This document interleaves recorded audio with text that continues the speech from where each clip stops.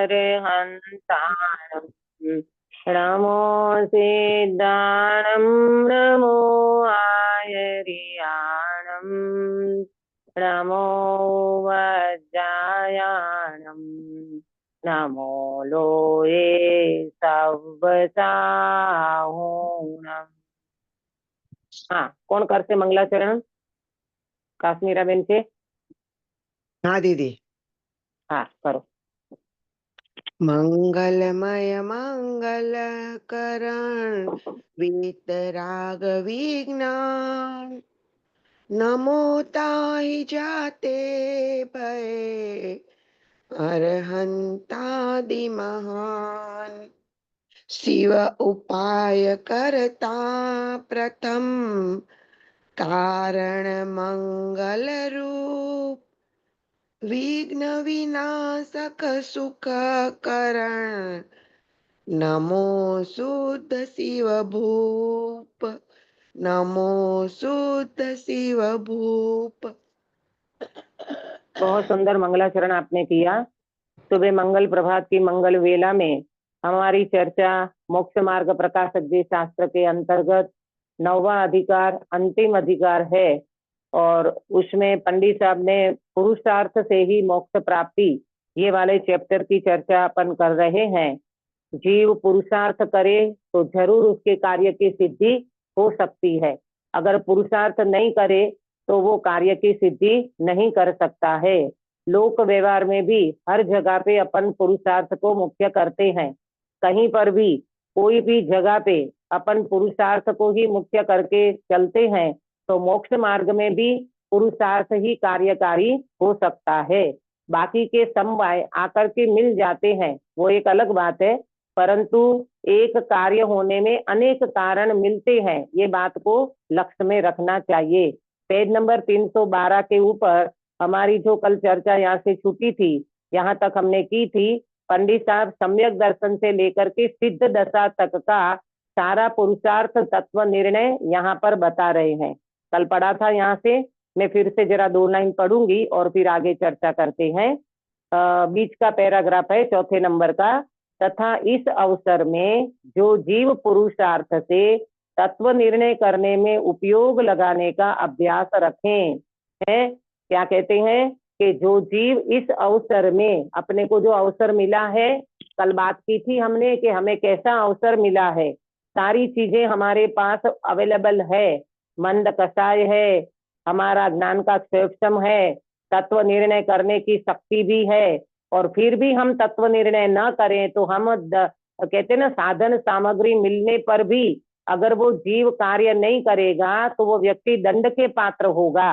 हमारा कहीं ऐसा ना हो जाए हमें दंड कोई व्यक्ति तो नहीं देगा, हमारे परिणाम से ही हमें दंड मिलेगा, हमारा कर्म ही हमको दंड दे सकता है। तो इसीलिए कहते हैं कि भाई सम्यक दर्शन से लेकर सिद्ध दशा तक का पुरुषार्थ मनुष्य भव में ही सफल हो सकता है। आप कहोगे दीदी अभी तो है नहीं, सीधा डायरेक्ट मोक्ष नहीं हो सकता, एक भव करके जीव मोक्ष जा सकता है। अभी भी भावलिंगी संत, अभी भी 3 कसाई चौकड़ी का अभाव ये व्यक्ति कर सकता है, इतना पुरुषार्थ पुरुष पर्याय में तो हो सकता है। देखो तो तत्व निर्णय करने में जो उपयोग लगाएगा उनकी विशुद्धता बढ़ेगी और कर्म की शक्ति हीन हो जाएगी। कुछ काल में अपने आप दर्शन मौका उपशम होगा, अपने आप होगा, आपको कर्मों में कुछ भी नहीं करना है, अपने को तो अपने उपयोग को सही करना है।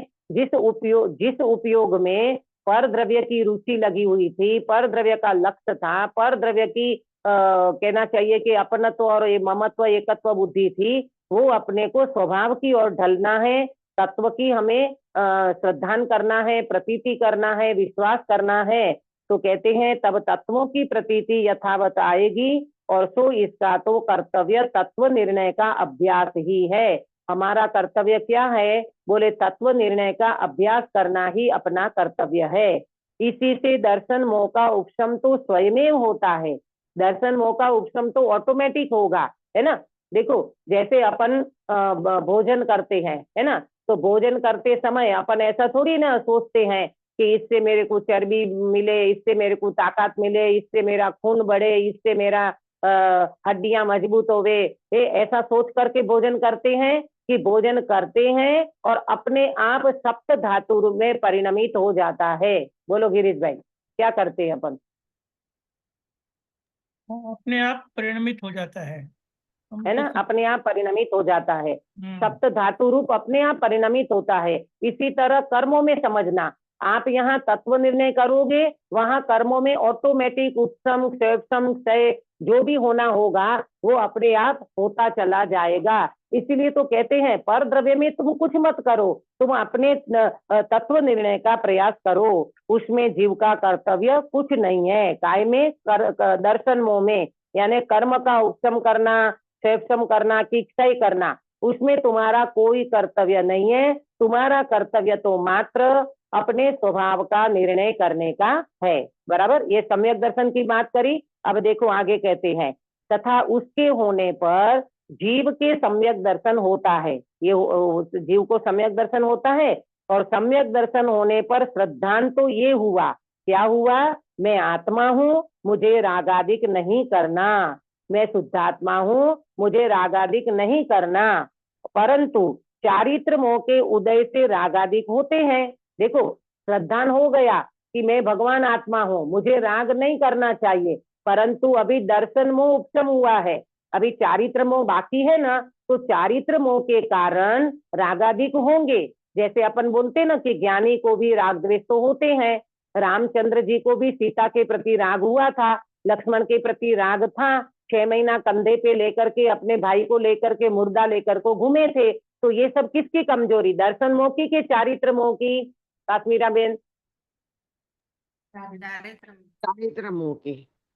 हाँ, वो सारी चारित्र मोह की कमजोरी है। तो होता है, तो कहते हैं चारित्र मोह के उदय से रागादिक होते हैं। वहां तीव्र उदय हो तब तो विषय आदि में प्रवर्तता है। तीव्र उदय होगा तो विषय आदि में प्रवर्तन होगा। हाँ? और मंद उदय हो तब अपने पुरुषार्थ से धर्म कार्यों में और वैराग्य आदि भावना में उपयोग लगाता है। मंद कसाय होता है ना, तो ये जीव क्या करता है? धर्म कार्य में और वैराग्य आदि 12 भावना जो है उसमें उपयोग लगाता है। उसके निमित्त से चारित्र मोह मंद हो जाता है। हाँ?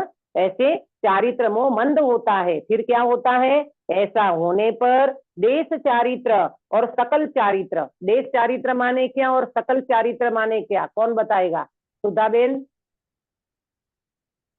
दीदी, देश चारित्र मतलब पंचम गुण स्थान वरती जो है तुल्लक जी ने वो होते हैं जो, हाँ, और बराबर, सकल चरित्र 6ठे 7वें गुण स्थान वरती मुनिराज। Very good. हाँ, बहुत बढ़िया बताया आपने। देश चारित्र माने श्रावक दशा, जो पंचम गुण स्थान में एलक तुलक वगैरह व्रत प्रतिमा और ये 12 व्रत वगैरह जो होते हैं ना, उनको श्रावक दशा कहते हैं, तो उसको देश संयम कहते हैं। और सकल संयम, सकल चारित्र माने 6वें 7वें गुण स्थान से लेके सकल चारित्र होता है। तो क्या बात बनी? पहले जीव ने सम्यक दर्शन किया तो चतुर्थ गुण स्थान की प्राप्ति हुई। उसके बाद रागादि को मंद किया, वैराग्य भावना भाई, पुरुषार्थ करके धर्म कार्य में उपयोग लगाया, तो वहां पर देश चारित्र हुआ। फिर आगे जाकर के सकल चारित्र भी अंगीकार करता है।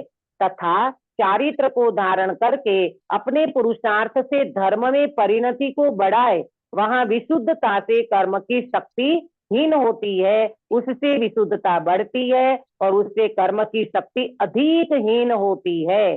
देखो, जैसे जैसे जीव आगे बढ़ता जाएगा ना, वैसे वैसे कर्म की शक्ति हीन होती जाएगी और पुरुषार्थ जीव का बढ़ता जाएगा।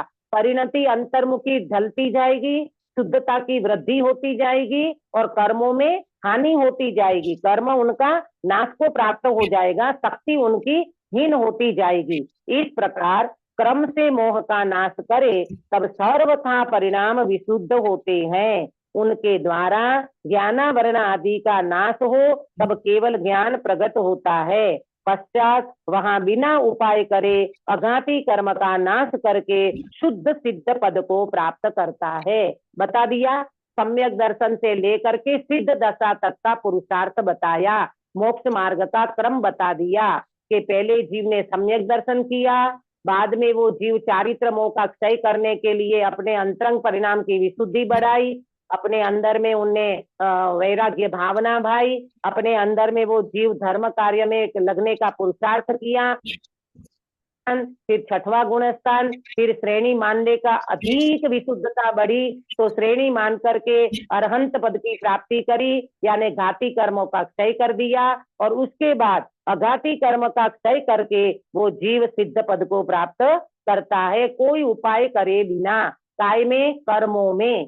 कर्म में कोई उपाय नहीं करना है, उपाय करना है तो अपने अंदर में करना है। अपन बोलते ना, शरीर में कोई तकलीफ होती है तो अपन बाहर उपाय नहीं करते, अपन उसकी दवा लेना, पथ्य पालना, ये सब अपन अंदर करते ना, शरीर के अंदर में अपने को जैसा ठीक लगे वैसा, बाहर थोड़ी ना कोई उपाय करने लगते हैं। तो इसी तरह से यहाँ समझना।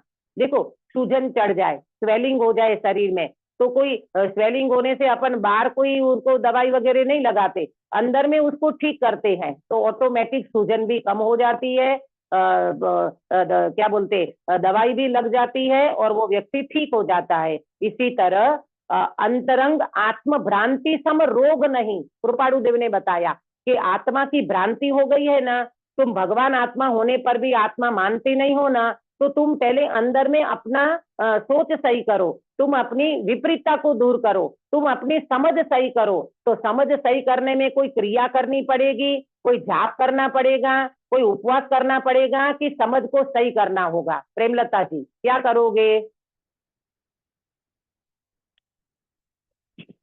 प्रेमलता जी नहीं है, हाँ क्या करोगे?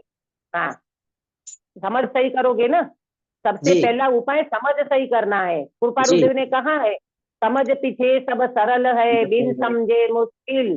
समझ से सब सरल हो जाता है। कोई भी व्यक्ति जब कोई वस्तु में समझ करता है ना, जैसे कोई चीज की अपने को समझ प्रॉपर ना हो, और जब अपन उनको प्रॉपर समझ लेते हैं तो अपने को कितना अच्छा लगता है, अच्छा ये तो मुझे पता ही नहीं था, आज मुझे समझ पड़ा, आज मुझे ख्याल आया कि ये ऐसे होता है। तो समझ के बाद तो व्यक्ति एकदम सरलता से मार्ग को प्रशस्त कर सकता है। तो सम्यक दर्शन से लेकर के सिद्ध दशा तक में अंतरंग पुरुषार्थ करना है, उपयोग को अंदर में लगाना है, रुचि अंदर में बढ़ानी है, विशुद्धता बढ़ानी है, बाहर में कुछ भी नहीं करना है।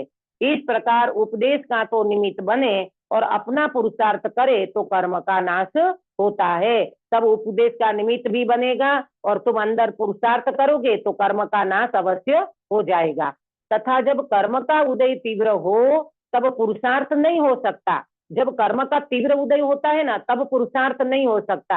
ये पहले भी मैंने आपको एक बार बात बताई थी, रावण का दृष्टांत दे करके, कि रावण की जब कसाई तीव्र थी ना सीता के प्रति और मान था, तो उनको विभीषण ने समझाया, मंदोदरी ने समझाया कि आप सीता को वापिस कर दो, मतलब पर स्त्री को रख करके आप क्यों ऐसा कलंकित कार्य करते हो। लेकिन उनकी कसाई थी ना, तो वो समय उसको बात समझ में नहीं आई। ये जगत का बिल्कुल न्याय है, मतलब क्या बोलते, जगत का एक सिद्धांत है। ये समझो कि जब व्यक्ति की कसाई तीव्र होती है, राग तीव्र होता है, तो उसके विरुद्ध कोई बात करेगा ना, तो वो बात कभी सुहाएगी नहीं और वो व्यक्ति वो बात को कभी मानेगा नहीं। जब बात सुहाएगी नहीं तो मानेगा कैसे?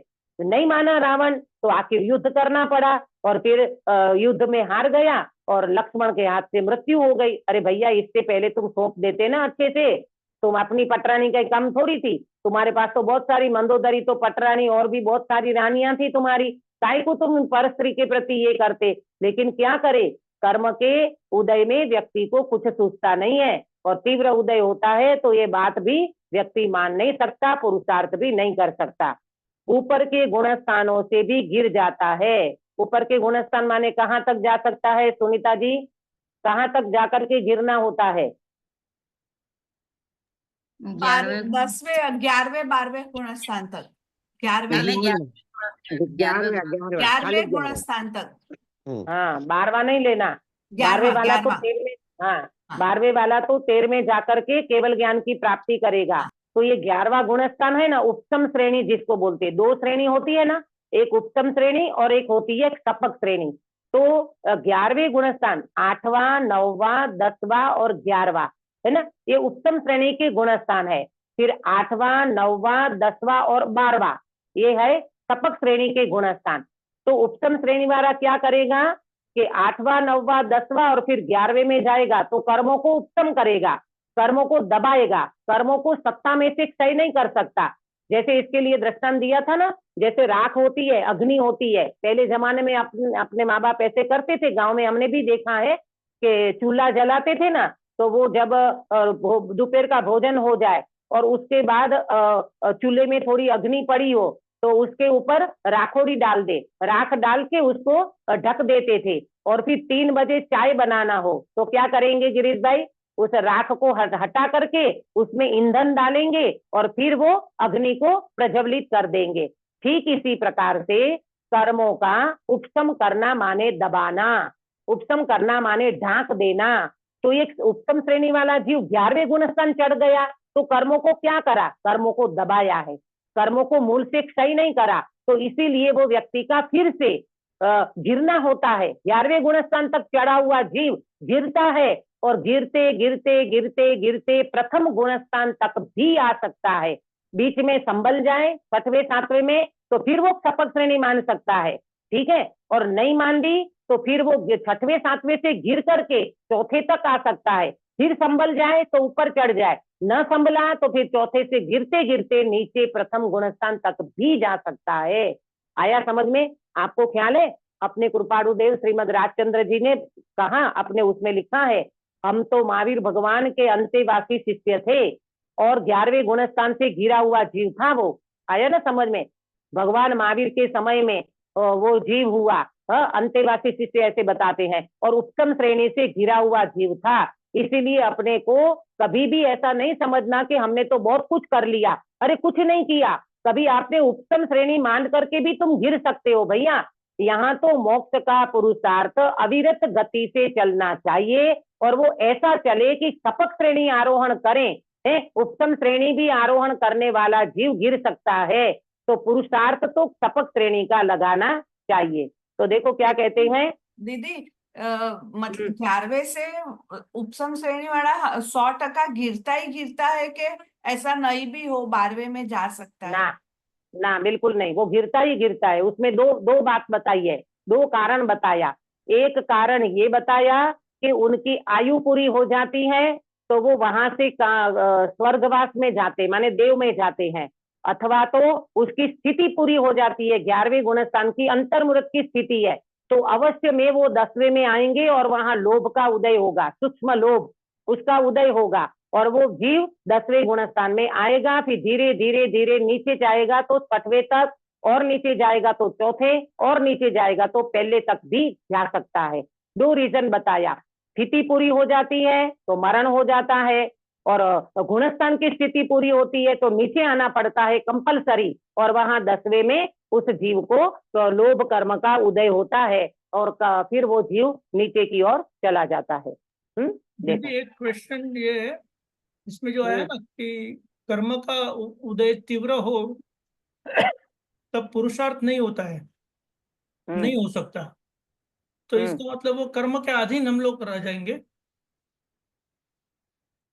कर्म के अधीन रह जाएंगे ऐसा नहीं है, परंतु होता ऐसा है कि कर्म की ये निमित्त का कथन, निमित्त प्रधान कथन बताया ये पंडित जी ने यहाँ पर, कि कर्म का उदय तीव्र हो तब पुरुषार्थ नहीं हो सकता। देखो गिरीश भाई, आपका क्वेश्चन तो ठीक है, परंतु होता क्या है मालूम, अपनी वर्तमान स्थिति इतनी कमजोर है कि कर्म के तीव्र उदय में अपना पुरुषार्थ नहीं चलता। आप देखो ना प्रैक्टिकल करके, इसीलिए तो कहा कि जब आपका मंद उदय हो ना कर्मों का, तब आप अपनी साधना आराधना तत्व निर्णय में मन लगा करके उसको ठोस कर लो, निर्णय एकदम मजबूत कर लो। तीव्र कर्म के उदय में पुरुषार्थ नहीं चलता, तो इसका मतलब ये नहीं है कि हम कर्म के अधीन हो जाते हैं। हमारी योग्यता, हमारा पुरुषार्थ उस समय उठता नहीं है, कर्म ने हमको रोका है ये नहीं है, समझे, कर्म ने रोक रखा ऐसा नहीं है, पर यहाँ जीव की कमजोरी है गिरीश भाई, जीव की कमजोरी है तो उसका पुरुषार्थ उठता नहीं है।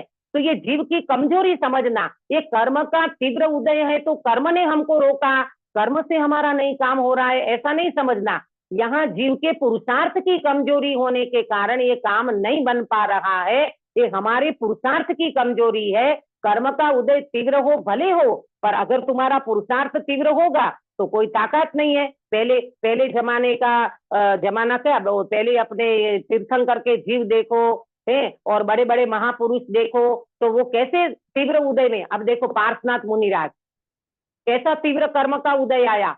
7 दिन तक कमठ ने पत्थर बरसाए, ओले बरसाए, अग्नि बरसाई, सब कुछ किया। बोलो पार्श्वनाथ मुनिराज का पुरुषार्थ कैसा रहा कि 7 दिन के अंदर वो करके थक गया और पार्श्वनाथ मुनिराज को केवल ज्ञान हो गया। बोलो ये तीव्र कर्म का उदय था कि नहीं? था तीव्र कर्म का उदय, लेकिन पुरुषार्थ सामने तीव्र था, है ना। तो कर्म तो हार ही जाएगा, कर्म को तो हारना ही पड़ेगा। कर्म कोई अपना रूप नहीं दिखा सकता ज्यादा। एक तो वो जड़ है, उसमें चेतना नहीं है, दूसरा वो बिना बुलाए आते नहीं है, तुम्हारे परिणाम के अकॉर्डिंग वो आते हैं। तो ये तो सारा जीव का वो रहा ना कर्तव्य कि भाई तुम पुरुषार्थ करो तो कर्म तो अपने आप ढीले पड़ जाएंगे। ये वर्तमान में अपने पुरुषार्थ की कमजोरी है ना, तो पंडित जी कहते हैं तुम कर नहीं पाओगे। तो बताया देखो कि कर्म का उदय तीव्र हो तब पुरुषार्थ नहीं हो सकता, ऊपर के गुण स्थानों से भी गिर जाता है। ये कर्म का उदय तो निमित्त रूप से है, यहाँ जीव के पुरुषार्थ की कमजोरी दिखाना है। वहां तो जैसी होनहार हो वैसा होता है ना। भवितव्य, होनहार, नियति, ये जैसा हो वैसा होता है। कोई कहे कि क्यों गिरा, इतना ऊपर जाने के बाद क्यों गिरा, तो होनहार थी, भवितव्य था। मारीची ने आदिनाथ के समोसर ने क्यों उल्टा पड़ा, होनहार थी उनकी, भवितव्य था। कोई क्या कर सकता है भाई। परंतु जहां मंद उदय हो और पुरुषार्थ हो सके वहां तो प्रमादी नहीं होना। आगे दृष्टांत देंगे ना, उससे जल्दी समझ आएगा। हाँ, सावधान होकर अपना कार्य करना। क्या बोला? मंद उदय हो तब पुरुषार्थ करो तो प्रमादी नहीं होंगे, सावधान होकर के अपना कार्य करना। मंद उदय में सारी बातें सुस्ती है, अपने को शरीर में थोड़ी असहता होती है तो देखो अपन सबसे पहले धर्म का कार्य छोड़ेंगे।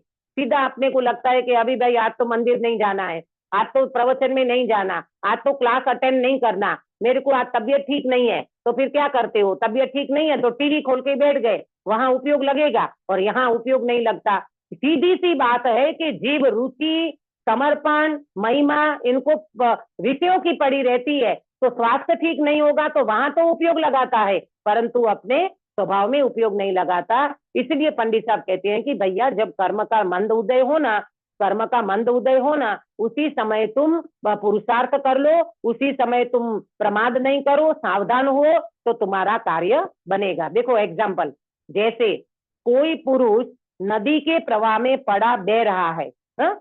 कोई पुरुष है, वो नदी का प्रवाह है बहुत जोरदार और उसमें बह रहा है, वहां पानी का जोर हो तब तो उसका पुरुषार्थ कुछ नहीं। जब पानी का तीव्र जोर होता है ना तो वो व्यक्ति तैर नहीं सकता, उसका बस नहीं चलता, उपदेश भी कार्यकारी नहीं। उस समय कोई व्यक्ति करे अरे जरा जोर कर, जरा हाथ पैर हिला, जरा हाथ पैर चला, अरे भाई उस समय उपदेश मत दो।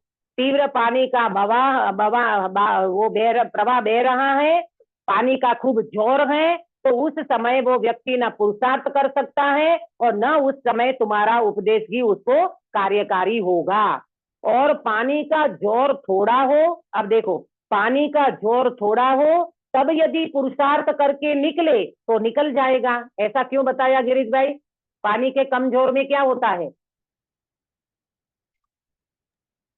हाँ, पानी का जोर कम होता है तो हम हमारी कोशिश से निकल सकते हैं। हाँ, तब आप हाथ पैर चला सकते हो, आप कोशिश कर सकते हो, और वो कोशिश करते हुए, पुरुषार्थ करते हुए आप वो नदी के किनारे निकल सकते हो, आप पानी में से किनारे पे आ सकते हो। अभी नहीं हुआ था बीच में वो लोनावाला में घटना नहीं हुई थी? लोनावाला में एक पूरा फैमिली था, वो घूमने गए थे और बेचारे पता नहीं क्या तो वहां चले गए, अपना क्या बोलते उसको, और उसमें इतना पानी का तेज बहाव आया तो सारे के सारे बेचारे बहते चले गए। और वहां किनारे पे बैठने वाले व्यक्ति ने भी प्रयास किया, आवाज लगाई और उनको तैरने के लिए भी कहा होगा, लेकिन इतने जोरदार प्रवाह में वो व्यक्ति का कुछ बस नहीं चलता।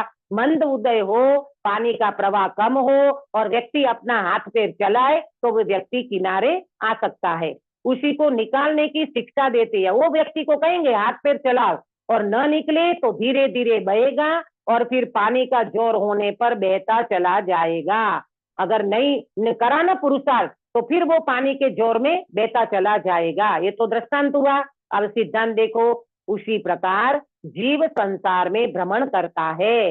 ये जीव संसार में परिभ्रमण कर रहा है, वहां कर्मों का तीव्र उदय हो तब तो उसका पुरुषार्थ कुछ नहीं है और उपदेश भी कार्यकारी नहीं। ये तीव्र उदय के सामने पुरुषार्थ तीव्र चाहिए। पुरुषार्थ तीव्र नहीं है ना तो वो व्यक्ति थोड़ा कमजोर हो जाएगा। पुरुषार्थ नहीं है तो उपदेश भी कार्यकारी नहीं। ऐसे समय में कोई उपदेश देने बैठेगा तो वहेगा तुम चुप रहो, हमें तो अभी तकलीफ है, हमें तो अभी शरीर में बहुत पेन है, अभी तो हमें शरीर में बहुत ज्यादा क्या बोलते वीकनेस है, हमसे नहीं बनेगा, हमारे बस की नहीं है, तो तुम उपदेश भी दोगे तो कुछ लगेगा नहीं।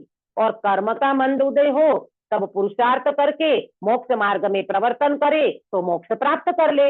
अब मंद उदय चल रहा है, पुरुषार्थ भी कर रहा है, मोक्ष मार्ग में प्रवर्तन करेगा तो वो व्यक्ति प्राप्त कर लेगा मोक्ष को। उसी को मोक्ष मार्ग का उपदेश देते हैं। मोक्ष मार्ग का उपदेश भी तीव्र कसाई व्यक्ति को नहीं दिया जाता, तीव्र प्रमादी व्यक्ति को नहीं दिया जाता, तीव्र क्लेश वाले व्यक्ति को नहीं दिया जाता। मंद कसाय मंद राग जिसका हो उसको ही उपदेश दिया जाता है। और मोक्ष मार्ग में प्रवर्तन नहीं करे तो किंचित विशुद्धता पाकर फिर तीव्र उदय आने पर निगोद आदि पर्याय को प्राप्त करेगा। बोलो, 11वें गुण स्थान से गिरने वाला व्यक्ति निगोद तक भी जा आया ना समझ में?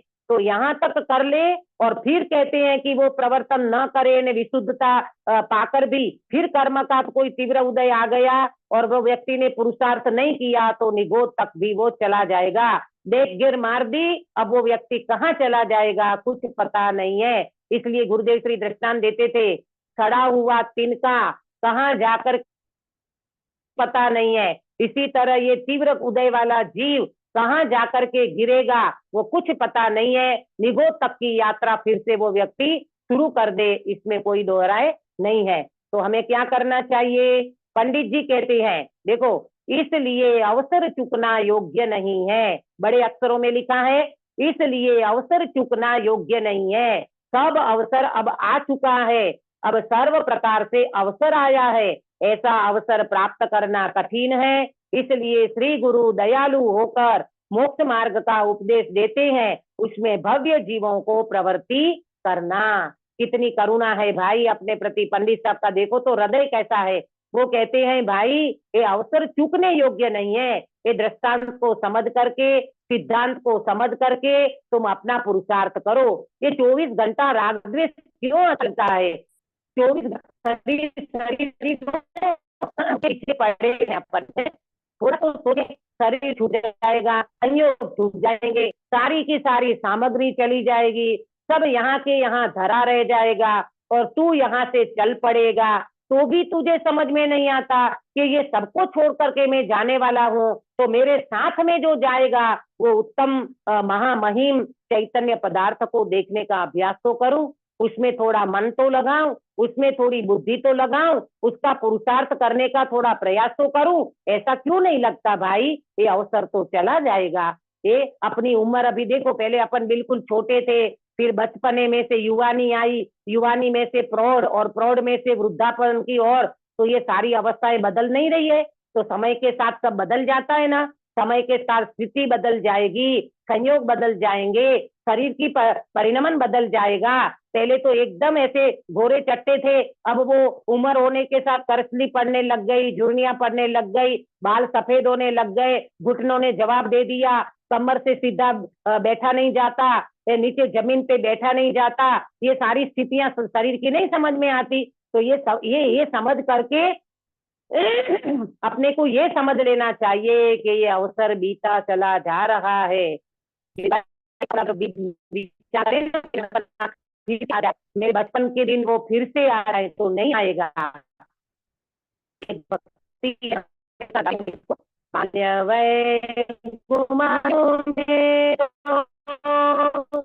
राम तेरा भाव बितानी में तो मदीरा केरा जाम बूढ़ा બુઢાપો આવ્યો દેહ ચાલે ના કોનો લવું આધારા જીવન વહી રહ્યું છે શક્તિ હતી ત્યારે ભક્તિ કરીના કર્યો ન ભાવિ વિચારા जीवन वही रयूं थे। क्या बताया? बाल्य वय तो मैंने रमत गमत में खिलौने में खेलने में व्यतीत कर दी। युवानी तो पत्नी ने बीबी बच्चों में पांजरे में गया। बुढ़ापा आया तो बेटा नहीं है, शरीर साथ नहीं देता, मंदिर आने का मन है लेकिन जा नहीं सकते है, कुछ धर्म कार्य करने का मन है कर नहीं सकते, प्रवचन सुन नहीं सकते, कानों में तकलीफ है, करें क्या? वो संजीव जी गोदा बताते थे ना, आंखों में पड़ेगा झाला, कानों में पड़ेगा ताला, नाक से बहेगा नाला, इंद्रियों का निकलेगा दिवाला, तब क्या करेगा लाला। ये संजीव जी गोदा बहुत सुनाते थे, है ना, ऐसे बोलते थे। आंख में झाला पड़ेगा, ये आंख में वो झामर हो जाता है, झाले पड़ जाते हैं तो अपने को देखने का शक्ति कम हो जाती है, तो मंदिर में भगवान भी स्पष्ट रूप से नहीं दिखाई देते, जिनवाणी के शब्द भी अच्छे से नहीं पढ़ पाते, तब क्या करोगे? और क्या बताया? कान में पड़ेगा ताला, कानों में इतनी हड़ताल हो गई है कि कोई व्यक्ति नजदीक में आकर के भी बोले ना तो भी कुछ समझ में नहीं आता। तो जब कान अच्छे थे तब जिनवाणी सुनी नहीं, जब कान अच्छे थे तब संतों का समागम किया नहीं। नाक से बहेगा नाला, और उम्र हो जाती है तो नाक इतना बहता रहता है, कभी मेल यहाँ से निकलता कभी वहां से निकलता। ओहो प्रभु, क्या है ये वृद्धावस्था प्रभु, अपन कल्पना नहीं कर सकते। जब ऐसी वृद्धावस्था आती है व्यक्ति इतना मजबूर हो जाता है, करने चाहते हुए भी कुछ नहीं कर पाता, इंद्रियों का निकलेगा दिवाला, सारी की सारी इंद्रियां शिथिल हो जाएगी, तब क्या करेगा लाला? तब ये जीव राजा तू क्या करेगा? कुछ नहीं कर पाएगा। इसलिए जब तक इंद्रियां अच्छी है, शिथिल नहीं हुई है, सारी तरह से अच्छी तरह से चल रही है, अनुकूलता सब प्रकार की है, शरीर में कोई बड़ा रोग नहीं आया है, तब तक ये जीव को आत्म साधना कर लेना चाहिए। पंडित साहब कहते हैं अवसर चूकने योग्य नहीं है, सब प्रकार से अवसर आया है, ऐसा अवसर फिर दोबारा मिलना कठिन है। इसलिए श्री गुरु दयालु होकर मोक्ष मार्ग का उपदेश देते हैं। दयालु होकर करुणा करके श्री गुरु को क्या पड़ी है बताओ? है जो ज्ञानी जीव हो गए, जो इतनी अपनी शुद्धता और विशुद्धता बढ़ा करके इस मार्ग में लगे हैं, उन व्यक्ति से अपने से क्या मतलब है?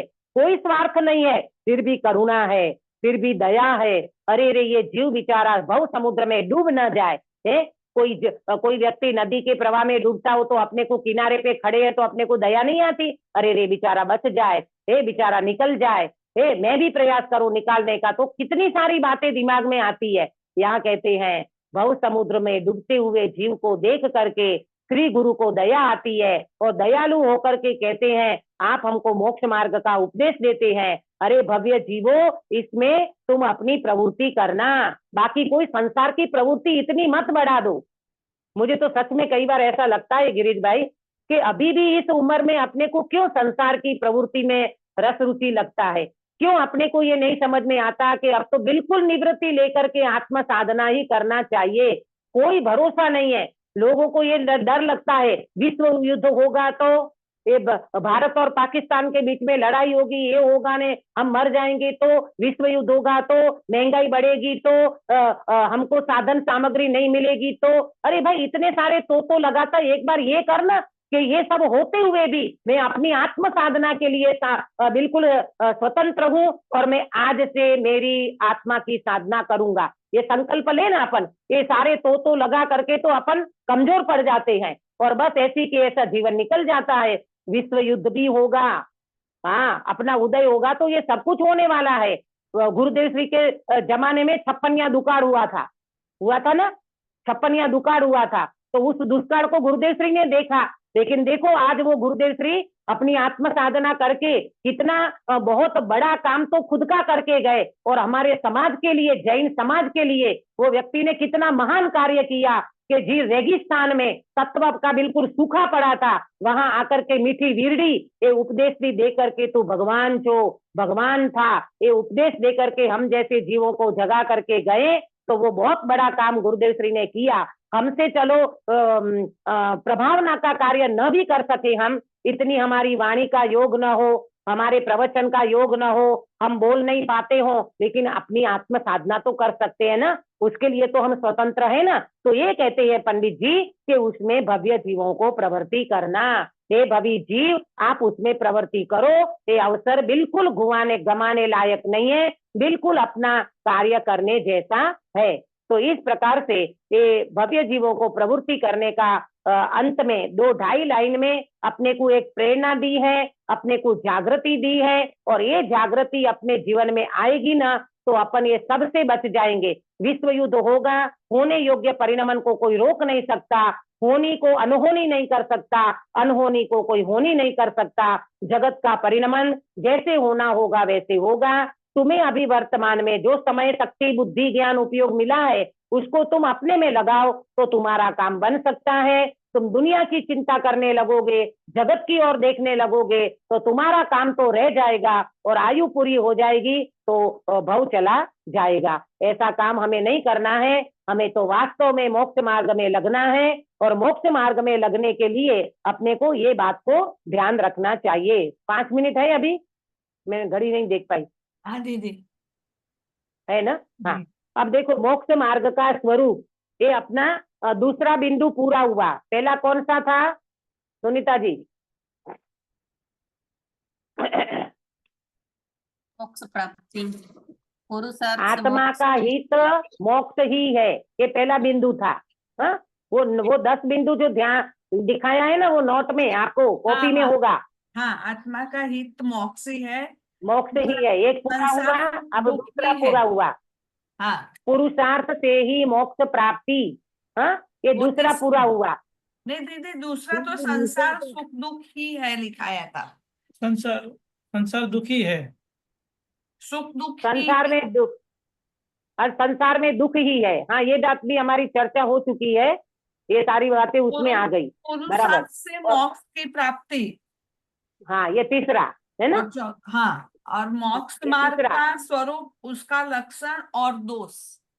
दोष ये चलेगी, मोक्ष मार्ग का स्वरूप, उसका लक्षण और उनका दोष, ये क्या है, इसकी चर्चा बहुत मार्मिक चर्चा है।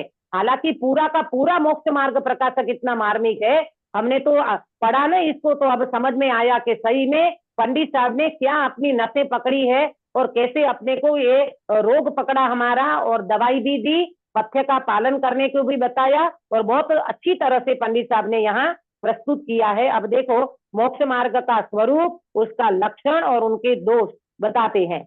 आपको मैंने चार्ट भेजा है सुनीता जी, आपके उसमें भेजा है, जरा फॉरवर्ड कर देना तो इसकी चर्चा में सहूलियत रहेगी। अब मोक्ष मार्ग का स्वरूप कहते हैं, जिनके निमित्त से आत्मा अशुद्ध दशा को धारण करके दुखी हुआ, ऐसे जो मोहादि कर्म, उनका सर्वथा नाश होने पर केवल आत्मा की सर्व प्रकार शुद्ध अवस्था का होना वह मोक्ष है। उसका जो उपाय कारण, उसे मोक्ष मार्ग जानना। सुनो क्या बता रहे हैं, जिनके निमित्त से, किसके निमित्त से? कर्मों के निमित्त से आत्मा अशुद्ध दशा को धारण करके दुखी हुआ, है ना। अशुद्ध दशा को धारण करके है, ऐसे जो मोहादि कर्म आया ना, मोहादि कर्म उनका सर्वथा नाश होने, तो क्या आत्मा किस आवाज कट रही है दीदी, आपकी आवाज कट रही है थोड़ा। अब आ रही है? हाँ अब बराबर है, थिंक थोड़ा नेटवर्क बराबर नहीं। हाँ, नेटवर्क चला गया था, मेरे वो फोटो भी एकदम स्थगित हो गया था। देखो, तो मोहादि कर्म का नाश हो जाएगा, आत्मा की शुद्ध अवस्था हो जाएगी, उसका नाम है मोक्ष। तो अब कहते हैं उसका उपाय, उसका जो उपाय, ये मोक्ष का उपाय, मोक्ष का कारण, उसका नाम है मोक्ष मार्ग। मोक्ष का उपाय कहो, मोक्ष का कारण कहो, उसका नाम है मोक्ष मार्ग, यानी रत्नत्रय। मोक्ष मार्ग का मतलब रत्नत्रय, मोक्ष मार्ग का मतलब सम्यक दर्शन, सम्यक ज्ञान और सम्यक चारित्र, इसको कहते हैं मोक्ष मार्ग। अब देखो, ये 3 बात करके आज की बात को मैं समाप्त करूंगी।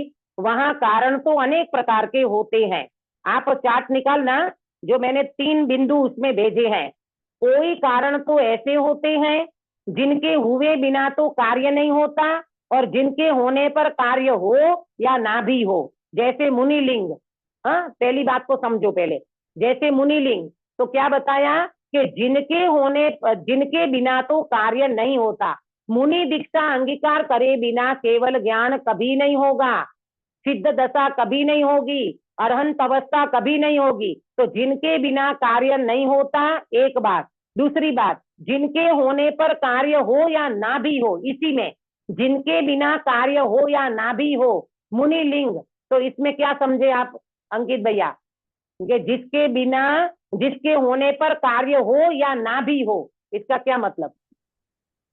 अगर मुनि दीक्षा न ली तो कार्य नहीं होगा मोक्ष मार्ग का, ने- मोक्ष का। नहीं, यहाँ तो ये बता रहे हैं कि द्रव्यलिंग मुनिलिंग धारण, द्रव्यलिंगी मुनिराज का कार्य हो या नहीं भी हो। द्रव्यलिंगी हाँ। मुनिराज का कारण होगा या नहीं? बराबर, कि भाई तुमने द्रव्यलिंग धारण कर लिया और प्रथम गुण स्थान में पड़ा है, सम्यक दर्शन का पुरुषार्थ ही नहीं कर रहा है, तो तुमने मुनिलिंग धारण किया तो कार्य हो या ना भी हो। जरूरी थोड़ी है कि मुनि दीक्षा अंगीकार करने से काम हो ही जाएगा। हाँ, इनके बिना काम नहीं होगा, पर ये होने पर काम हो ही जाए, ये भी कोई जरूरी नहीं है। अगर वो द्रव्यलिंगी अपने जीवन भर में पुरुषार्थ नहीं किया सम्यक दर्शन आदि रत्नत्रय का, तो वो उनका कार्य ना भी हो, और कर लिया तो कार्य हो जाएगा। परंतु मुनि दीक्षा अंगीकार करे बिना तो कार्य नहीं होगा, ये बात भी पक्की है। और ये मुनिलिंग धारण भी कर लिया तो कार्य हो ही जाएगा, ये भी पक्की बात नहीं है। तो क्या समझना,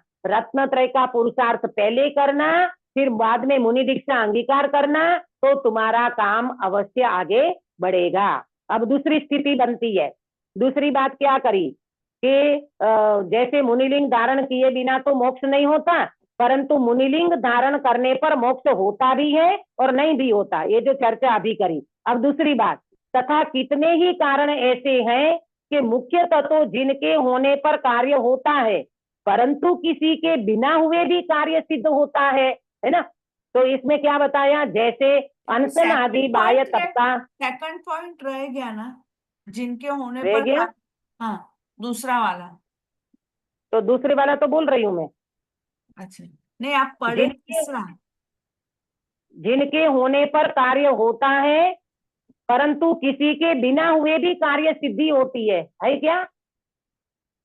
हाँ हाँ, बराबर। तो इसमें क्या बताया, अनशन आदि बाह्य तप का साधन करने पर मुख्यतः मोक्ष प्राप्त करते हैं, परंतु भरत आदि के बाह्य तप किए बिना ही मोक्ष की प्राप्ति हुई। अब ये दूसरा समझो कि जिनके होने पर कार्य होता है, हाँ, जिनके होने पर माने कोई व्यक्ति मुनिलिंग धारण कर लिया, हाँ, और आगे जाकर के वो व्यक्ति तपस्या करे, ऐसा कोई जरूरी नहीं है, परंतु किसी के बिना हुए भी कार्य सिद्धि होती है। मुनिलिंग धारण कर लिया, परंतु तपस्चरण उनके जीवन में इतना उत्कृष्ट होगा ही होगा, ये कोई जरूरी नहीं है। जैसे अनशन आदि बाह्य तप साधन करने पर मुख्यतः मोक्ष प्राप्त करते हैं। अधिकांश मुनिराज ये बाह्य तप आदि करते हैं, तो ये होता है। परंतु भरत आदि की बात देखो, भरत महाराजा को कितने समय में केवल ज्ञान हुआ था गिरीश भाई? अंतर्मुहूर्त में। एक अंतर्मुहूर्त में केवल ज्ञान की प्राप्ति करी, तो बाह्य तप नहीं हुआ और उनको केवल ज्ञान हो गया, आगे मोक्ष की प्राप्ति भी हो गई। तो जरूरी नहीं है कि सभी को हो ही हो बाह्य तप, परंतु मुनिलिंग धारण करेंगे, भावलिंगी संत होना ये कंपलसरी है, पर बाह्य तप हो या ना हो इसकी एकदम से ऐसी जरूरियत नहीं है। तो तीसरा, तथा कितने कारण ऐसे हैं जिनके होने पर कार्य सिद्धि होती ही होती है, और जिनके न होने पर सर्वथा कार्य सिद्धि नहीं होती। क्या आएगा इसमें? रत्नत्रय, सम्यक दर्शन, सम्यक ज्ञान और सम्यक चारित्र, इनकी एकता होने पर तो मोक्ष होता ही होता है, और उनके न होने पर सर्वथा मोक्ष नहीं होता। अगर वो नहीं होगा बिल्कुल काम नहीं बनेगा, और वो होगा तो काम बनेगा। ऐसे यह कारण कहे, उनमें अतिशय पूर्वक नियम से मोक्ष का साधक सम्यक दर्शन ज्ञान चारित्र का एक ही भाव तो मोक्ष मार्ग जानना, इन सम्यक दर्शन ज्ञान चारित्र में एक भी न हो तो मोक्ष मार्ग नहीं होता। आगे सूत्र बताया तत्वा सूत्र का, सम्यक दर्शन ज्ञान चारित्राणि मोक्ष मार्ग। तो इसमें टीका में कहा कि यहाँ मोक्ष मार्ग ऐसा एक वचन कहा, उसका अर्थ तो ये है कि तीनों मिलने पर एक मोक्ष मार्ग है, अलग अलग तीन मार्ग नहीं है। सम्यक दर्शन अलग, सम्यक ज्ञान अलग, सम्यक चारित्र अलग, ऐसा नहीं है। सम्यक दर्शन ज्ञान चारित्राणि मोक्ष मार्ग, मोक्ष का मार्ग एक ही है और उसको तीन प्रकार से बताया, परंतु वो तीन अलग अलग नहीं है, ये तीनों मिलकर के एक मोक्ष मार्ग बनता है। सम्यक दर्शन, सम्यक ज्ञान और सम्यक चारित्र। तो आया आपको समझ में, तीन कंडीशन बताई वो आपको समझ में आई होगी। और इसके बाद सम्यक दर्शन के ऊपर वजन दिया कि भाई पहले में प्रथम सम्यक दर्शन प्राप्त करो, और ये सम्यक दर्शन करने वाला जीव अवश्य में कार्य की सिद्धि करेगा। और कार्य सम्यक दर्शन ही प्राप्त नहीं किया तो न आगे मुनि दीक्षा होगी, न आगे अनंत अवस्था होगी, कि न फिर सिद्ध दशा होगी। अब यहाँ पर एक प्रश्न बहुत बड़ा उठाया है, इसकी चर्चा अपन कल करेंगे कि ये चर्चा सम्यक दृष्टि जीव के लिए है, उसका मोक्ष मार्ग कैसे बनेगा, वो चारित्र तो उसको है नहीं। तो यहाँ पर पंडित जी बहुत अच्छी तरह से वो चर्चा का समाधान देंगे। हम सब अभी तक की चर्चा में प्रथम तत्व निर्णय का पुरुषार्थ करें, और तत्व निर्णय के पुरुषार्थ के लिए सब प्रकार से अवसर हमको मिल चुका है, वो अवसर को गंवाए नहीं, समय को बर्बाद न करें, परंतु समय रहते हुए अपनी आराधना में आगे बढ़े और मोक्ष मार्ग को प्रशस्त करें। इस मंगल भावना के साथ में बात को विराम देती हूँ। निज निधि निज में बताई यह अनंत उपकार है, उसके लिए जिन वाणी माँ को वंदना सतवार है, वंदना सतवार है। सुधा बेन काय सर कराओगे? नमो अर्यंताणम नमो सिद्धाणम नमो आयर्याणम नमो गच्छायाणम नमो लोय सव्वसाहुणम। नमो अर्यंताणम नमो सिद्धाणम नमो आयर्याणम नमो गच्छायाणम नमो लोय सव्वसाहुणम। नमो अर्यंताणम नमो सिद्धाणम नमो आयर्याणम नमो गच्छायाणम नमो लोय सव्वसाहुणम। नमो अर्यंताणम नमो सिद्धाणम नमो आयर्याणम नमो गच्छायाणम नमो लोय सव्वसाहुणम। नमो अर्यंताणम नमो सिद्धाणम नमो आयर्याणम नमो गच्छायाणम नमो लोय सव्वसाहुणम। नमो अर्यंताणम नमो सिद्धाणम नमो आयर्याणम नमो गच्छायाणम नमो लोय सव्वसाहुणम। नमो अर्यंताणम नमो सिद्धाणम नमो आयर्याणम नमो गच्छायाणम नमो लोय सव्वसाहुणम। नमो अर्यंताणम नमो सिद्धाणम नमो आयर्याणम नमो गच्छायाणम नमो लोय सव्वसाहुणम। नमो अर्यंताणम नमो सिद्धाणम नमो आयर्याणम नमो गच्छायाणम नमो लोय सव्वसाहुणम। बोलो अंतर्मुख मुद्राधारी सर्व जिनेन्द्र भगवान की जय हो। नित्य बोधिनी द्वादशांगमयी जिनवाणी माता की जय हो। तीन काम 9 करोड़ सर्वे वितरागी महामुनि राजों की जय हो। परम अहिंसामयी वितरागी जैन धर्म की जय हो। सभी को जय जिनेन्द्र। जय जिनेन्द्र।